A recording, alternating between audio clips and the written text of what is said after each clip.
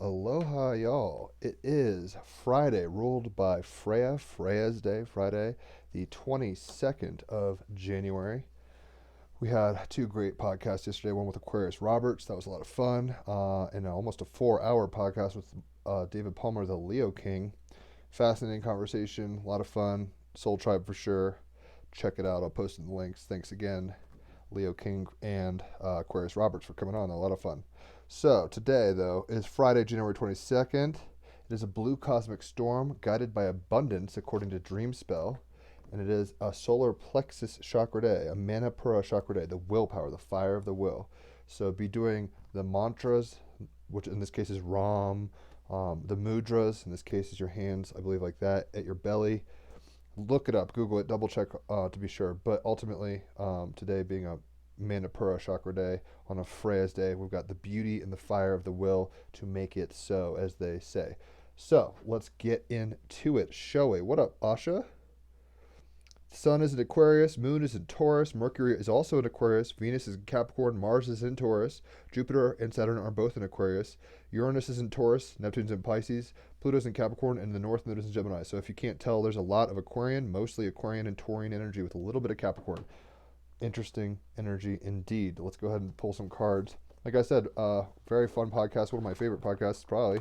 Um, the Leo King yesterday, I'll post in the comments to check it out. And let's see what we got for today.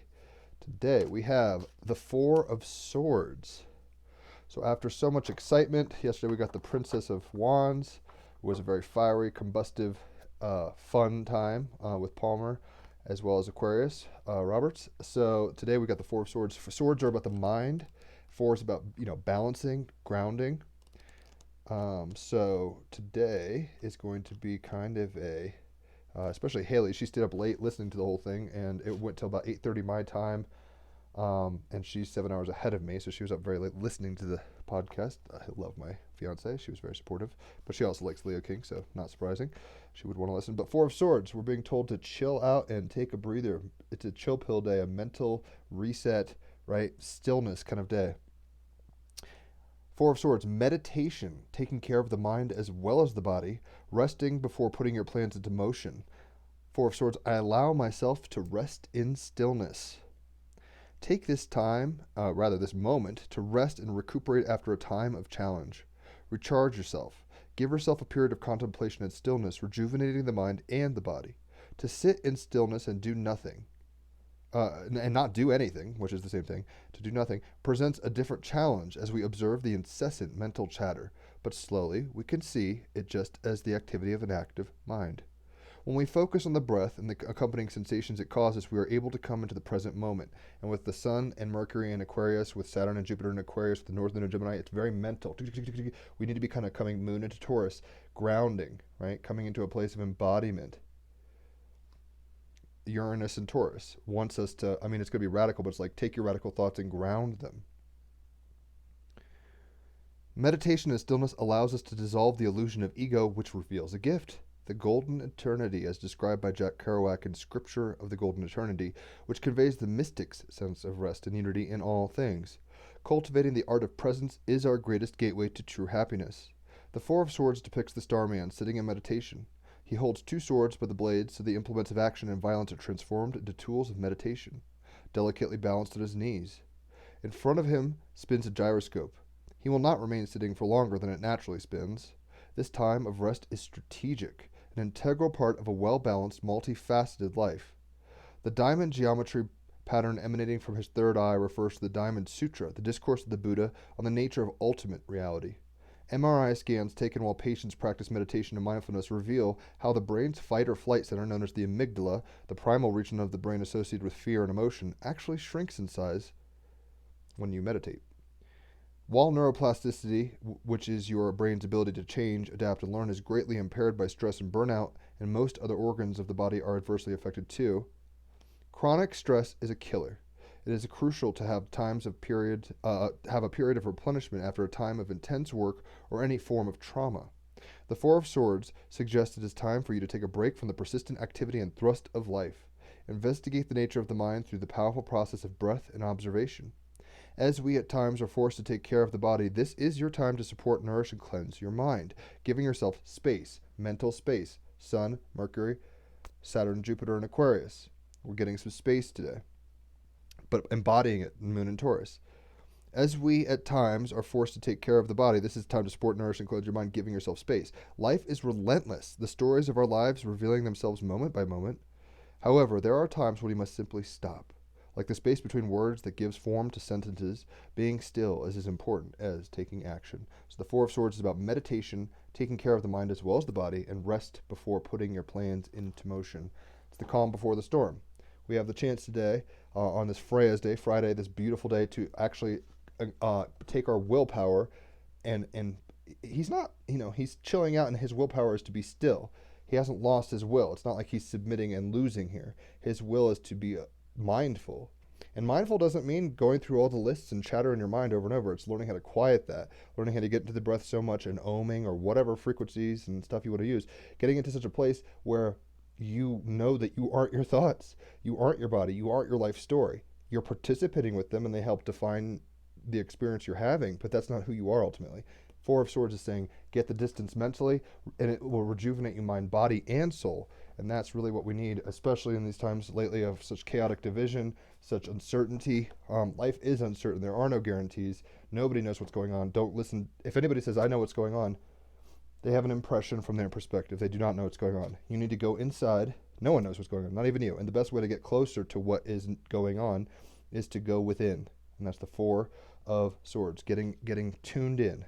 Tune in, tune out, and drop out, or whatever. Tune in, turn off, and drop out is the Timothy Leary acid kind of mantra. You could do that without acid. You could tune in to yourself, turn off the distractions and the chatter and the activity, and drop out of your ego, ultimately. Beautiful stuff's there. So we have the Two of Water, sensual. Two of Water. Let's go ahead and see what that's all about. Air, Ace of Water, Two Water. Okay, cool. So, Two of Water. Let's make love to ourselves. Let's get into ourselves and be intimate with ourselves. Intimacy, closeness, trust, commitment, reconciliation, equality, union, codependency, taking sides. For key phrases, going beyond infatuation and attraction. Intimacy, sharing, giving, and communication. Time to forgive and seek reconciliation.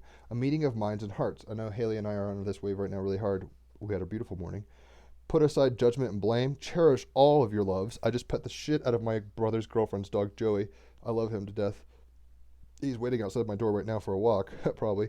But cherish all of your loves, including animals, plants, the place you find yourself, your body. You have a body right now in this time space.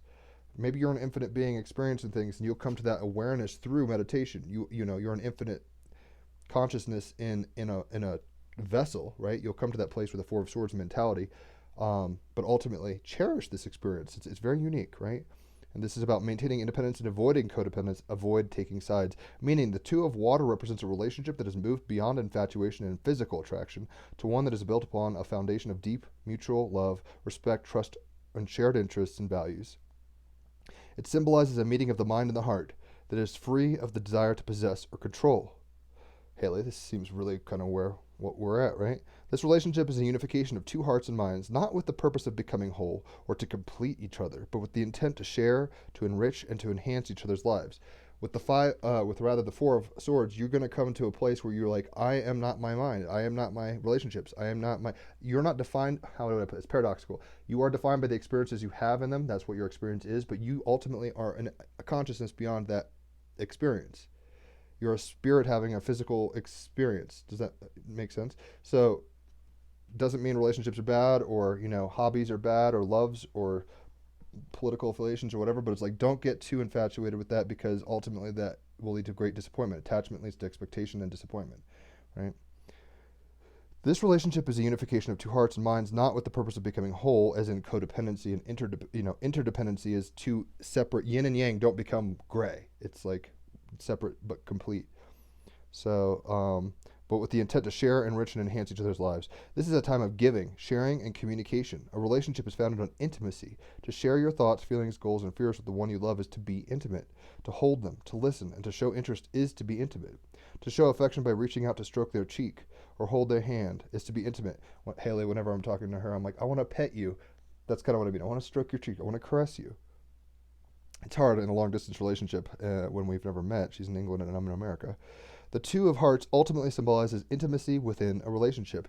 And the Four of Swords is asking us to become intimate within ourselves. With the Sun, Mercury, Saturn, and Jupiter in Aquarius, we can detach ultimately from the vessel to a degree, and in a Taurus moon and Gemini North Node, we can come to know ourselves in a more embodied way and value it and really appreciate it. I'm not trying to pull a Gnostic thing where it's like, this is bad, escape, escape, escape. It's like, escape the attachment. That's what we're trying to do. And codependence can be a problem even with oneself. You're like, I love myself. It's good to love yourself, but don't be so, do you love yourself only if you're prom queen or king? Do you love yourself only if you're making a certain amount of money? Like, do you love yourself highs, lows, and in between, unconditionally, intimately? That's the first love. And if you can love yourself that way, you can engage others in that kind of love. And sometimes even we learn that through others. I've learned how to love myself better through relationship with Haley and friends. It is also representing a time of forgiveness and reconciliation. If a rift has developed between lovers or friends, now is the time to let go of hurt and anger. Put aside judgment and blame. Do not allow arrogance, wounded pride, or ego to destroy a relationship, right? And the Four of Swords is calling us to let go of that shit. This is detach. You don't disappear. We don't leave and go to nirvana and never come back. But having that space with the Four of Swords, that meditative kind of distance, that allows an attachment buffer so that you can actually value things, Taurus moon, in the proper context to the highest genius level. You will be in an epiphany, ecstatic bliss mode, Aquarius, Sun, Mercury, where you see it for what it is if you can kind of hold on loosely. So it's about putting aside judgment and blame. Do not allow arrogance, wounded pride, or ego to destroy a relationship. That's self-centeredness. You are a self, and in a sense, your world revolves around you to a point, but you are an illusion at some level. Your consciousness experiencing individuality. Where you can, take responsibility for your own choices and actions within the relationship and be mindful of how they have impacted and influenced the relationship. The Two of Water invites you to communicate, to forgive, and apologize now, right? So it being Manipura, willpower, like we need to take our wills and use them for unconditional love, essentially, right? And sometimes to do that, we have to stop telling ourselves stories. Four of Swords, for the card of the day, is telling us, yo, take a chill pill, relax, detach, turn off your mind, turn off your mind, relax, and float downstream. You're always floating downstream. Two of water. You're always we're like two, oh God, I'm going to butcher the Pink Floyd lyrics. Two lost souls swimming in a fishbowl year after year. It's like, yes, you're in relationship with yourself. You're in relationship with your environment, the people, places, friends, all the things you come into contact with. And it is good to love them, but the only way you're going to love them in a healthy way, not in an attached way, not in a controlling way, not in a obsessive or jealous way, is to keep that distance. That's the responsibility we have. And we don't really stress that enough in culture. Some cultures do. Like, they like meditate and all this kind of stuff. But most Americans are just like, wake up, drink coffee, do, maybe have some fun, and do it all again. And it's like, nah, y'all, especially given like all the social, political kind of upheaval going on, whether you're really excited that Biden's in or really upset that Biden's in, doesn't really matter. Hold on loosely. You are not the political process, though it is a representation of the experience you're having in a fractal form. You are not the body you're having, though respecting your temple is, a way to show intimacy to yourself. You are not your relationships, though you grow through them and you remember yourself through them. Does that make sense? So I know it's paradoxical, North Node Gemini time, but we have to kind of detach to actually enmesh in a healthy way. We're already in the movie Soul, they talk about this. It's like, I want the ocean. I think I'm in water. It's like, no, bitch, you're in the ocean always. The mind tells you, based off expectations, desires, attachments. It's like, am I happy? Oh, I don't have the job I want. It's like, you're exactly where you need to be. Don't hold on loosely. Be grateful. Sit here and get out of your monkey mind. The monkey mind is culturally trained, genetically pushed from behind even to survive and excel in a naturalistic kind of Darwinian way. We have to love ourselves. Two of Cups. This is Tantra. We have to have Ida, Pingala, Shishina, Kundalini within ourselves. We have to be intimate with ourselves, which this guy's doing. Let's just say he's making love to himself in a detached way. And then when we could get from that place, we could actually enter into relationships fully on board, fully lit. It's great. It's the best way to fly, really. And it's in a weird paradoxical way, everything that's happening is a lesson. So don't just be like, oh man, I wish I had that. It's like, well, make it so. Right? So that's simple. So we got good intentions. See, that's a good card for this. You might have the intentions to be like, I want to become so zen and detached and so woke. It's like, that's an attachment. Here's the paradox. You just need to be, let it be, Four of Swords. You're exactly where you need to be at all times. Are you overly, you're playing a game. You're in a game of incarnation, duality, fucking time, karma, right? But are you playing this game so committed that you're like jealous and damaging relationships because you want to possess people, or are you so obsessed with sensuality that you're drunk or high all the time and you never know what a sober moment is? Not hating on drugs and alcohol particularly, but this is where the Bible says something to be like, it's like, don't be dissipated. It's like, yo, be centered, like don't attach. Good times happen. Jesus made wine and drank wine, right? It's not saying substances are bad, right? But at the same time, don't let them rule you. And how do we get into a place of it's a solar plexus chakra day and a Freya Friday. It's a beautiful way to submit your will to the flow that always is, that you're a part of, right? So, and ultimately we need to detach in such a way that we come and it's only for a time. He's got this little gyroscope here saying, you don't have to do this forever. You don't have to like sell all your shit and go into a cave. That might be one person's path to illumination, but you might be able to just sit in a park and enjoy it, or you might be able to go in your room and listen to a soundtrack and like really detach, or hum, or do nothing, stillness, right? I know I need to do this. I have a headache even right now.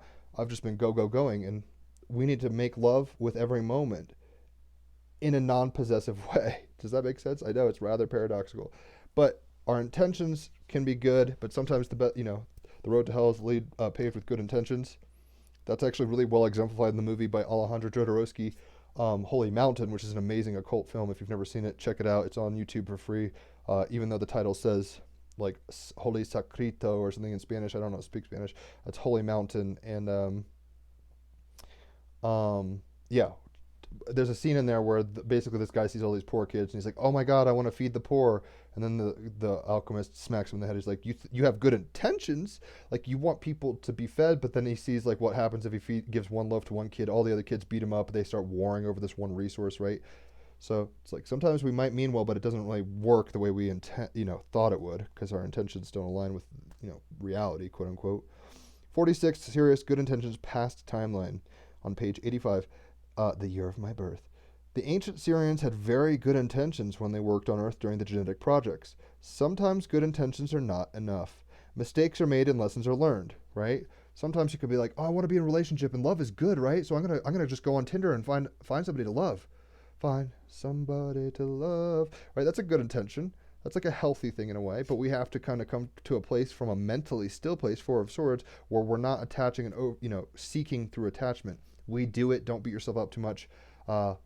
We've come with good intentions, but good intentions, sometimes mistakes and lessons are learned through good intentions not coming to fruition. Good intentions must be combined with foresight, integrity, and humility. This card asks you to look at the good intentions in your heart about an action you are making and find out how they can be strengthened through an honest self-observation, realistic evaluation, and long-term vision. Here's an honest self-evaluation. It's like, let me take a minute. I'm working towards this degree and I have this relationship. It's like, why am I doing this? Who am I? Who am I? 2, 4, 6, and 1. Right? It's like, who are you? And you'll realize you're not who you think you are, and then you'll actually come into more intimacy ultimately with life at healthier levels. But sometimes our original intentions, although coming from a very optimistic fool card kind of sense, it's like, oh, I can't wait to go on this adventure. It's like, but did you bring extra underwear? But did you bring food and water? We need to, use foresight, thinking ahead, right? Integrity and humility. This card asks you to look at the good intentions of your heart about an action you are making and find out how they can be strengthened through honest self-observation, realistic evaluation, and long-term vision. And most importantly, should mistakes be made, and they will be. People make mistakes. Don't fucking... It's divinely imperfect. Don't trip on that shit. Should mistakes be made, which they will be, remember to forgive yourself. And this card is about reconciliation, forgiveness. Do this yourself. Embrace yourself and be like, "Oh my God, you stupid monkey thing on a spinning rock with higher dimensional aspects that you forgot. What the fuck? I love you." I can only remember that kind of thing when I get into a still place, right? A still place where you're just like, yo, be still and know. I mean, that's the Bible verse, right? So this is another card that reflects the challenges the new species have as they begin to mature. Acorns, become large oak trees, but there's a process, and they might lose branches, they might have a drought or two, they might be flooded, right? It's all sorts of stuff. Just like the Palladian card number 42 and the Syrian card number 43, enthusiasm, desire for service, and good intentions are not enough to ensure evolution, right? They must be tempered with long range vision, patience, wisdom, and other traits. And this kind of, enthusiasm and good intentions and wanting to have fun, that's Gemini. On the other side is Sagittarius, the long term vision, the wisdom, the teaching, right? You need both. It's good to be a child, it's good to be a teacher, it's good to be a student and a teacher. We're one, and we've hit duality machine, and it says cling, like wave particle. You're both things. Pisces, Virgo, all Aries, Libra. The whole zodiac has what's called axis. It's built on an axis, and these polarities complete each other through their independent identities. Two of Cups, they enmesh. It's Tantra in a sense. The whole zodiac is like an orgy of polarities, of oneness, though, ultimately, and you're witnessing yourself through these mechanisms: DNA, astrology, the weather, whatever. As above, so below, as within and without. You get the gist here, folks. These good intentions were admirable. Okay, so it says, this card refers to good intentions of the Syrians and other species like the Pleiadians during the ancient times of Earth when they were interacting with new humans. These good intentions were admirable. So it's like a good idea. It started off with from the right place. But were often not enough to stop short-sighted mistakes and quick actions that would have been avoided with a little bit of wisdom and patience. Wisdom and what? Patience. Sitting still. Chill pill. Take a breather. Don't try to, reach for every fucking everything in front of you. Don't over attach to the impulse. And yet, impulse is not bad. Things are not bad. Experiences are not bad. Don't avoid life. We're here. We're incarnated for a reason. We're not here to avoid it. We're here to learn through it. Every newly mature species passes through this test, and the Syrians were no different, right? They're no different than us in a way, and yet very different simultaneously. Paradox. Deal with it. Northern Gemini. It could refer to if you have this card in your spread, it could have several meanings. It could refer to past lives of yours in which you were either a Syrian interacting with Earth, or a human who benefited or suffered because of the actions of these young Syrians. Applying it to life now, it could also be giving you advice to look more deeply into your good intentions for action in life to see if there's a hidden reason for the actions that may be more self-serving. You're going to figure this shit out if you take a chill pill and breathe and be like, am I in a relationship because I'm lonely? Or am I in a relationship because I value myself and I value them equally? There's a big difference. Am I doing a career because I need money and I'm coming from a place of desperation? It happens. Don't worry. I'm on food stamps and broke as we speak, jobless, so to speak.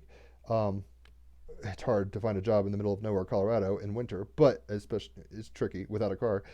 I'm not complaining. The point is, be observant of the situation and act accordingly, and realize that you might be doing things. Like a good example might be playing music with my brother. He's a drummer and I'm a guitarist. I've always been like, we're gonna be a unit. I'm enmeshed. Oh my gosh, this is it. And it's like I had to take a chill pill and get some distance from that when I was in Ecuador and say, I'm gonna start doing card jams, and that has nothing to do with my brother. And this because music is still a very big part of my soul. Even though the good intentions of playing music all the time, it's like, yeah, we're gonna be a forever band or whatever. It's like that's a good intention that had not a whole lot of foresight, etc. So it's like music exists outside of my relationship with Jason, right? You exist outside of your relationships, and yet you have relationships, and yet you have a relationship with yourself. You see the many layers. I know I can get verbose. I'm sorry. I'm a Gemini. Not sorry, really. Applying it to life now, it could also be giving you advice to look more deeply, Four of Swords, looking deeply into your good intentions for action in life to see if there is a hidden reason for action that may be more self-serving. With the Sun and Mercury in Aquarius, we can get eagle-eye vision over the whole situation and get woke at a very epiphany level. Uranus wants to shock you with the truth. It is also challenging you to look at these good intentions and see if down the road those good intentions might actually inadvertently hurt someone else. I learned this the hard way in Australia. I'll just leave it at that. I thought I was doing the right thing, and I ended up hurting people. Boundaries are good, and use your head. Part of becoming a self-responsible species is being able to be honest about our intentions and be hesitant to act without full awareness that the action is supported by the universe. More paradox. We're always fully supported, but are we coming from a place of mindfulness and embodiment, or are we just thrashing about in the bed of life trying to fuck everything that comes in under the bed sheets? That's attaching and impulsive and animalistic, and it's where we're coming from. Our meat suits are animals in a sense. Like we have primitive desires and urges and all this kind of stuff. Not bad, but we have other aspects of ourselves, and unless you get that gap between you and your impulses, you will be a slave to your impulses. Unless you get a gap between you and your beliefs, you will be a slave to your beliefs. The South Node in Sagittarius is saying right now with the North Node in Gemini, hold on loosely and play. North Node Gemini, do not just say this is how it's always been. Tradition says so. This book says so. My party says so. That media outlet says so. It's not like that. We have to get this gap, right? But the gap allows for more intimacy with ourselves. Think about the word intimacy. Into me, I see. Into me, I see. Four of Swords. He's meditating, right? And to get true intimacy, as in with the masculine and feminine within oneself, this is gender non-specific. Men and women both have masculine and feminine and then polarity. When you kind of get in a good place with that, you can actually have your good intentions met with positive results. Holding on loosely. I'm rambling. Clearly, I'm excited. Sorry.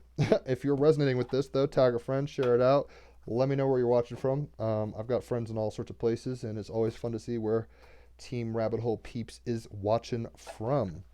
So, we got the shark, purpose, right? And how do you find your purpose? You're always in your purpose. You're never really out of it, but there's a clarity that comes that lets you dance. You can only do the tango if you know your moves, know who you are in the thing, right? But if this person does, if they're like, oh, I am the other person, it's like you're going to step on each other's toes. Yeah, your good intention was to have a good tango, but like if you lose yourself too much, it's a paradox. Don't lose yourself too much. Know who you are and know that you are nothing in the lostness of the unity of it all. Oh my God, what? Right? Weird. Purpose, though. Here it comes. Shark. 36. Shark. I'll be turning 36 in less than 6 months. That's gnarly as fuck to me. Double Gemini, I'm eternal, youth, and that feels weird. This is on page 141. 36, Shark, purpose. You are perfectly formed to be who you were born to be. This guy doesn't have to do anything. He just has to let go of what he's learned. Remember what he was, right? You are perfect and you are in balance, and yet we could become, through good intentions, we're like, oh, I want to go learn all this stuff and I want to go become more of this and more of that. And look, we signed up for a time-based duality fucking program. It from a unity place to duality back to unity. It's a very specific kind of algorithm, right? But it has a purpose. There's great power in keeping your focus. Y'all, Four of Swords. Look at the focus. He's not fucking around. He's not checking out the fucking stocks. He's not watching the news ticker saying what's been bombed or who's rioting where or whatever. He's not even probably on Tinder swiping left, right? He's not on Facebook looking for who's on the live. I mean, I'm even telling myself, right? He's in a zone, and that zone has a purpose, and it serves a greater purpose. There's great power in keeping your focus. Procrastination is just another kind of fear. Heard. I have teamrabbithole.com. I've had it for a year. I haven't made it a website. I need to do something. Why am I procrastinating? Because I'm afraid. I don't know how to fucking make a website. I don't really know what I'm doing there. I've got a computer now that I've spent my stimulus package on in order to play music with my brother and compose. Why am I not fucking with it? Because there's a huge learning curve. What's wrong? Oh, I'm procrastinating. Why? Fear. Fear is the mind killer. Get distance between you and your fears. Sit there and laugh and be like, oh my gosh, I'm fucking and life is fucking me and it's this eternal fuck process. And as long as I don't overly attach to that, my good intentions can actually come about. Good intentions, right? All intentions, good and bad, have purposes. Fret not. So procrastination is just another kind of fear, so keep moving forward. You are protected in a difficult task. It says keep moving forward with a shark. If sharks stop, they die. I don't know if you all know that, but they have to move in order for their gills to process the water for them to breathe. So stillness, in that sense, ironically, paradoxically, if they pull this card, they would die. They would lose their relationship with life in the water, Two of Cups. But so we might say, hey, shark, just stop moving. It's our good intention, and it would kill them, right? See what the paradox here? But for most people, keep moving forward. Don't stop. Even keep moving forward in your separation, Four of Swords. Keep moving forward through stillness. Keep moving forward through compassion. Keep moving forward through the sense of adventure and thankfulness and the gratitude of the gift and of the life that we have. Most of us have been given an ace to this, straight flush, basically, where it's like, yo, we all have some physical ailments, but you're not like a quadriplegic, mentally handicapped person like Helen Keller. And even she overcame a bunch of stuff because she kept moving forward. And ironically, through what? Water. If you've ever seen the Helen Keller movie, she's like, water. And she ended up becoming like very important in culture and stuff. Despite being deaf, dumb, She wasn't dumb, I don't think, but mute. They thought she was mentally handicapped. She was blind, deaf, and mute, and she still had a purpose. Even that had a purpose, right? Mythos. I mean, she was ultimately in the fucking Four of Swords wet dream, where it's like, I can't see, speak, or hear anything. I am necessarily enmeshed with the fantasy of my being, but ultimately Helen Keller got out of that to a new level with the steps of the purpose of her life ahead of her. Mythos. The people of Polynesia had a very different relationship to sharks than most other cultures. Rather than being the object of horror and fear, sharks were honored for their power and purpose and were seen as gods, or Aumakua, who could be protective. The shark god Ke'le'akua Okua was the cousin of Kama'ohali'i, the great fire goddess Pele. He was a powerful god, but quite a lonely god. And look, sometimes, power can come through loneliness. In that sense, Four of Swords, like being isolated, has power. But it's like, man, sometimes you need a partner. Two of Cups. And both have good aspects and bad. So don't just think one is good and one's bad. The intention behind it is what matters. And even that doesn't always go according to plan, though it has a purpose. See how it all ties? I know paradoxes are hard, but the cards help me kind of speak it. Ke'le'akua, and I can't speak Hawaiian, would watch the people swim and fish and watch the sunset with its many colors, very Sword of Swords. He would observe Sun in Aquarius, Moon in Taurus, grounded, right? And just sitting and watching. Moon in Taurus, watching Aquarius, Sun and Mercury. He saw its many colors, and it was during one such time that he saw a human woman he felt was very beautiful. So here's some Two of Cups. He's like, hey, my good intentions are to go meet that chica. He got her attention and her trust, and they both fell in love, Two of Cups. She fell pregnant to Ke'le'akua, and when her time came, she birthed the magic green shark. The son joined the father in the sea and would help his mother and her people whenever they went fishing or as protection when they traveled. In Hawaiian culture, animals can be family's aumakua, a kind of protective spiritual guardian. This is a form of reincarnation of a family member after death, as they could transform into aumakua animals. Some family had sharks as their aumakua, and these families would never fear sharks, knowing that their ancestor was still alive but in shark form. The Hawaiian gods associated with the shark include a bunch of Hawaiian deity names that I will not butcher now. The animal sharks are highly specialized fish that have evolved to be the apex predator in their habit. Shark teeth are embedded in their flesh around the jaw, not within the jaw itself, and the teeth are constantly regrown as needed. Their sense of smell is incredible. They can sniff out one part of blood in a million parts of seawater. Their sense of hearing is also acute, being able to detect sounds emanating from many kilometers away. Sharks have a special lateral line down the side of their bodies that are tuned to tiny vibrations and movements in the water, which helps them recognize prey that might be slow or struggling in the water. They also have a special organ called the ampullae of Lorenzini that picks up electrical signals and makes them the most electrically sensitive of all animals. This guy's felt, baby shark is like Raiden, really. It's like, oh my god, he's lit. This is the key for catching prey and navigation, the latter because the Earth gives off electromagnetic impulses that are dependent upon the position of the planet. So even they have skin that is tuned in, Four of Swords, tuned in to the electromagnetic reality around them, which is more than what they identify with, right? The shark is like, it doesn't think of itself as a Tesla coil in the water, but it is. Hammerhead sharks are viviparous and do not lay eggs, right? So basically, I skipped something. Some sharks are even more specialized in their evolution. For example, the hammerhead. The silhouette is unmistakable. There's nothing that looks quite like a hammerhead. The eyes of a hammerhead are placed on the edges of the head wings, right? They're on the ends, which give them extensive visual width, very handy as the hammerhead scans the sea and sandy bottom for food.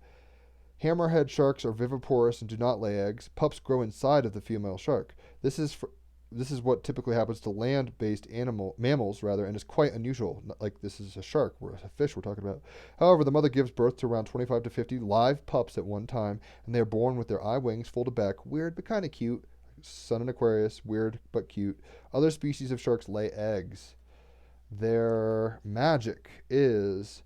Sharks are magnificent creatures, built for purpose. They are focused on their job as a predator and are exquisitely fine-tuned to do this. Every sense is supercharged. Four of Swords allows you to supercharge into the senses you have by being kind of distant to your attachments to other things. So you don't focus just on your sight. You hear too. You taste too. Don't just say, I'm eyeballs only. Use your shark magic. Every sense is supercharged. Every move is purposeful. Use your shark magic when you want to find purpose and your focus again. Perhaps you are procrastinating, or simply think you cannot finish a project. So call in. I'm going to cry because I'm like, ah, yes, that's real. So call in the energy of the shark to keep your eyes on the prize. This is on page 144. Symbols: dorsal fin out of the water, like Jaws. Duh, duh. Shark tail, shark teeth, and jaws. Irony. Status. Their status ranges from critically endangered to threatened. The practice of shark finning and sharks as a bycatch are huge issues. We actually do not know enough about some species of sharks to be able to guess at their numbers, right? So we have a purpose, and even stillness has a purpose. This meditative state allows you to find separation from the things that you are so enmeshed in.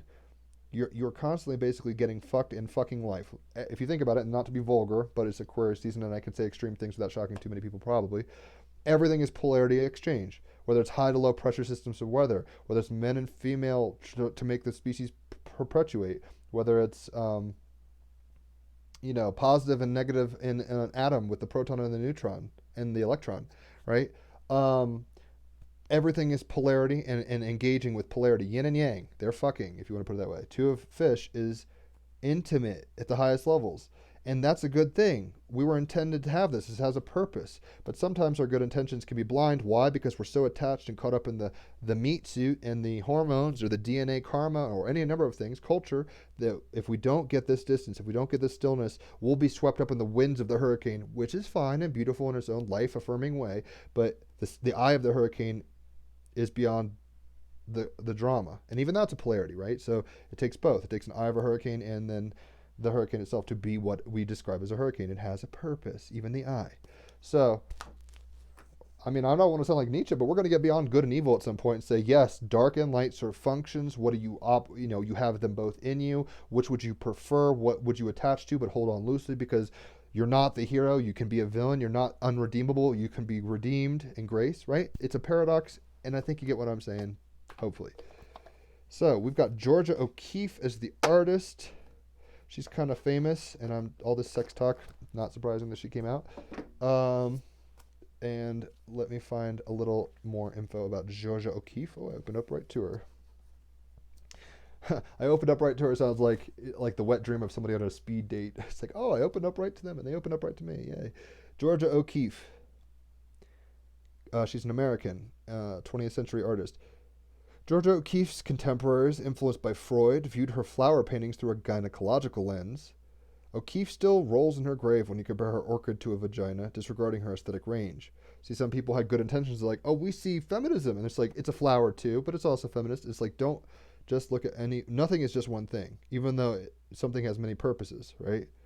Shark, the first woman to have a solo retrospective at the New York's Museum of Modern Art, so she is a pioneer, very genius, Aquarius sun, Mercury, but in a practical way, the arts, an embodied way, feminine arts, earth art, flowers, Taurus moon. She was the first woman to have an exhibit at MoMA, and O'Keeffe remains one of 20th century art's most significant artists, especially for her paintings of magnified desert vegetation. Her turbulent relationship with photographer Alfred Stieglitz resulted in archives of the photos of the introverted O'Keeffe, who moved to New Mexico in the second half of her life with the presumed motto of painting, not people. And that is the shout out to the relationship, right? She was in a tumultuous relationship. Two of Cups. Was she codependent? Did she not know who she was? Were they threatening each other? They had good intentions going into the relationship. They love each other maybe, but was like one an alcoholic? I don't know the details. Who knows? But if she didn't get the space, if she didn't do her own me time and do her art, ultimately, in that sense, she wouldn't have, it would have been even more toxic, we'll say. So the advice we're getting from Mrs. O'Keeffe, it says, you can't run away from yourself, but running away from others can be quite productive. Guys, you can't run away from yourself. Four of Swords. You're gonna the deeper you go, the more of you you'll find, and the less of what you identify as you'll find as you. Right? So you can't run away from yourself, but by going into meditative states, by going into mindful states at times, turning off the TV, turning off the internet, turning off your mind and your body, right? You can't run away from yourself. You will be still embodied. You will still have a mind. But running away from others, i.e. getting in a meditative kind of distant vipassana mode, can be quite productive, right? And that's what she's telling us. So let's get a stone, and I'm going to jam. I still haven't decided if I want to do acoustic or like a song on acoustic, noodle on the acoustic, or play my electric. Kind of leaning electric, but what do you guys think? I'm open to whatever. I mean, maybe I should start doing requests, but then it's like 4 people say 10 songs. I'm like, what's going on? So we got Topaz. You can quantumly entangle with this. You don't have to own it, because like the Two of Cups, we are enmeshed. We are intimate with the quantum reality. We're entangled, quantum entanglement. But at the same time, you are not Topaz, and Topaz is not you. Four of Swords, separate your mind from the material at some level. But anyway, you can entangle because you are entangled. So here we go. Topaz, what it is. Topaz is the world's hardest silicon-based mineral. Its name alludes to the Sanskrit word for fire. In the Middle Ages, it was believed to cure crazy. Who needs it? Anyone burning. A, the midnight oil. B, the candle at both ends. C, bridges. D, all of the above. So when you need to kind of take a chill pill, right, and like disconnect because you're working too hard, you're fucking up in relationships, Two of Cups, you're too enmeshed, right? You're burning bridges, relationships, Two of Cups. Sometimes all of those things, you need to kind of chill with Topaz. Where to put it? Wherever the action needs to happen. Sometimes the action doesn't look like action.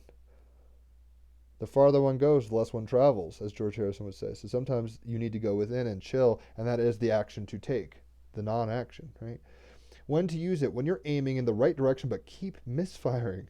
Passion is totally indispensable, but if you're not careful with it, it might burn you up. Good intentions. It's like, it's good to have zeal. It's good to have fun. But if you don't do it in the right way, you're gonna end up just becoming, a drug addict or a fucking, whatever. Right? Like, drugs are cool, but like, don't become, don't be like, oh, I'm a shaman and I have to be high every moment or else I hate life. Uh-oh, now you're attached. Watch out.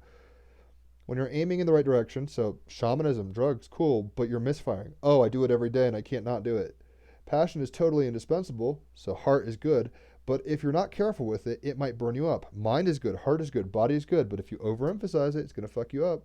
Call on Topaz to transform wild obsessions, Two of Cups, right, tantric kind of obsessions, into laser-like focus, Aquarius, space lasers, Sun and Mercury, and burning desires into getting things done, Taurus moon. It's like, you can have desire, but Buddha was a Taurus. It's like, be embodied, make it work. Don't just fantasize. This says increase your firepower. And sometimes to increase your firepower, like think about the Death Star. Before it blew up a planet, it's like it had to take a chill pill and be like, blah, right? It wasn't just like blah. It didn't just fire. It had a charge. This Four of Swords is that Death Star pre-planet blowing up modality where it's like you need to kind of recharge to increase your firepower, Topaz. That both have a purpose. Don't play favorites. Don't be like, life is all about nothing is just one thing, right? That's the paradox and the illusion, Two of Cups, the orgy of polarity. It's good intentions to try to define things and tack them down, but that's going to kill the butterfly if you try to be like, this is what it is, and this is the scientific name. It's like, that's not a butterfly anymore. That's a dead butterfly specimen that you're labeling, right? So George O'Keefe is saying, you can't run away from yourself, but running away from others can be quite productive. So like I was saying with the Four of Swords today, I'm all jumbled up here. Maybe go inside your mind, go inside yourself a little. So I'll play my electric because I've already set it up. Why not? Let's go ahead and jam, shall we? Let me just grab one thing. I always forget something. In this case, the thing that holds it up. All right. Is it going to stay? Yeah, it is. All right. So we've got the Four of Swords as the card with the Two of Cups, or not the cups, water, as the clarifier. So we really need to be going internal stillness, but also just because it's still doesn't mean you're not making love to yourself in a weird non-narcissistic way. Being intimate with yourself maybe is a better way to put it, right? So here, let me do this because it's going everywhere. Is that right? Yeah, that's fine. All right, so. Oh no, I forgot I changed one thing. I gotta plug it in. See, good intentions. I'm like, oh, I'm ready to go. It's like, no, Jim, you gotta use electricity here. Aquarian. It's like, nothing's gonna work without electricity. not in this context. All right, now we're good. So, hopefully you guys can see and hear it. I don't even know what you're looking at.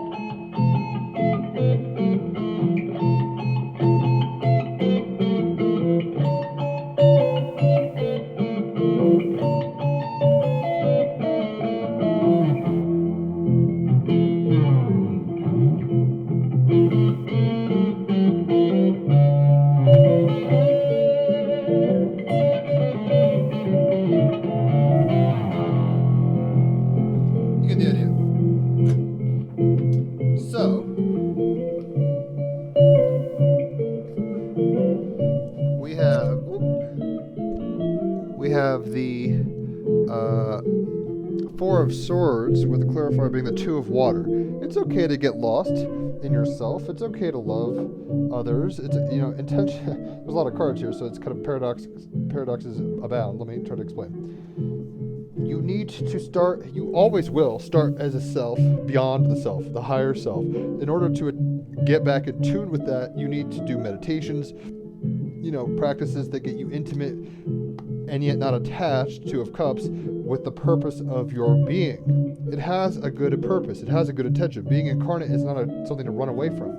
But sometimes, as George O'Keefe is saying, you can't run away from yourself. You can never escape consciousness. But running away from others can be quite productive. Isolation, meditation, mindfulness, detachment has its place, right? And hopefully that place actually leads to greater empathy, greater intimacy, greater awareness of the beauty of the gift, the purpose that we're here for. Y'all, everything's all good. We're beyond good and evil at some point. But sometimes the intentions of people's egos and their overly attached selves or something create jealousies, create disharmonies, whatever. Nothing's actually ever out of harmony, if you want to put it that way, which is kind of a mindfuck. But sometimes you need to get away from people, even though you can never escape yourself, as George O'Keefe is saying. Reset. Go back to the... it's like in race cars where they have to go to the pit stop. It's like, that's okay. Like, yes, you're in the race and you're with others, and then sometimes you go do your own thing and pit stop to recharge. That's necessary. Topaz is saying to increase your firepower, and in order to do that, get woke, go deep within. With Aquarius, Sun, Mercury, Jupiter, Saturn, with the North Node of Gemini, we can actually come into relationship with our higher self right now, I would say is the way to put it. So be willing to do that, be willing to explore. Don't just watch the news, don't just talk to friends, don't just drink or smoke. Sometimes just take a sabbatical, take a holiday, or sabbatical is like a break from what's it called? A pit stop. It's a pit stop, because we are not meant to go all the time, though we cannot stop going. How are you going? Are you going attached? Are you going unattached? Are you going obsessive? Are you going grateful? Depends. So, hit me up for a reading if you'd like. I love giving them. People love getting them. I've only got 5 stars. Check out the Team Rabbit Hole podcast. I'll post the links from yesterday in the comments. We had Aquarius Roberts on. That was a lot of fun, as well as David Leo Palmer, the Leo King. That was almost 4 hours of fun. Great episode, and we'll be sure to have him back on. He seemed to have a blast, as evidenced in his parting statements. Very nice of him to say such things. Shout out, David. And ultimately, yeah, guys, go within. The deeper you go, the more you'll find, because that's when you get things clarified in such a way that you can appreciate that which is without you. As within, so without. It's all one kind of Ouroboros thing, but we tend to project out and say that's all it is. And it's like, nah, if you go into the middle, you'll know. But how many licks does it take to get to the center of a Tootsie Pop, your being? The world may never know, because consciousness is consciousness, and what's not consciousness. So holler for readings, check out the podcast, enjoy your day, get in, use your willpower, solar plexus to be grateful for the beauty all around you in a detached, mindful way, and see where that gets you. I promise you'll enjoy it. Adios. Bye.